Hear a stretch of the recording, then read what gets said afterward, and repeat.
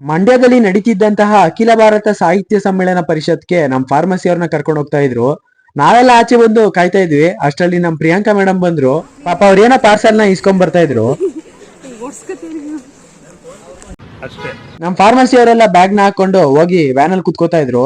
ಹಾಗೆ ನಾವು ಹೋಗಿ ವ್ಯಾನ್ ಅಲ್ಲಿ ಕುತ್ಕೊಂಡ್ವಿ. ಮುಂದೆ ಹೋದ್ 2 ವ್ಯಾನು ಫಿಲ್ ಆಗಿತ್ತು. ಆದ್ರೆ ನಮ್ ವ್ಯಾನು ಸ್ವಲ್ಪ ಖಾಲಿ ಇತ್ತು. ಹೇಗೋ ಮಂಡ್ಯಕ್ ಬಂದ್ವಿ. ನಾವು ಎಂಟ್ರಾದ್ವಿ. ಈ ಸಾಹಿತ್ಯ ಸಮ್ಮೇಳನ ನಮ್ಮ ಮಂಡ್ಯದಲ್ಲಿ ನಡೀತಿದೆ ಅಂತ ಏನೋ ಒಂಥರ ಖುಷಿ. ಆದ್ರೆ ಬಿಸ್ಲು ಏನು ಮಾಡಕ್ಕಾಗಲ್ಲ. ನನ್ನ ಹತ್ರ ಇದ್ದಿದ್ ಬ್ಯಾಗ್ ನ ಛತ್ರಿ ತರ ಯೂಸ್ ಮಾಡ್ಕೊಂಡೆ. ಈ ಜನನೆಲ್ಲ ನೋಡ್ತಾ ಇದ್ರೆ ಏನೋ ಒಂಥರ ಹಬ್ಬ ಮಾಡ್ತಾ ಇದಾರೆ ಏನೋ ಅಂತ ಫೀಲ್ ಆಗ್ತಾ ಇತ್ತು. ಏನೋ ಒಂಥರ ಸಂಭ್ರಮ, ಏನೋ ಒಂಥರ ಖುಷಿ.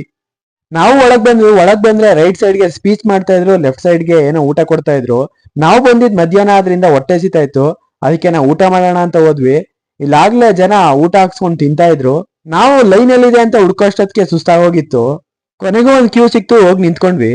ಎಷ್ಟೇ ಜನ ಬರ್ತಿದ್ರು ಮ್ಯಾನೇಜ್ ಮಾಡಿದಂತ ರೀತಿ ಮಸ್ತಾಗಿತ್ತು. ನಾವ್ 4 ಜನನ ಊಟ ಹಾಕ್ಸ್ಕೊಂಡ್ ಬಂದ್ವಿ.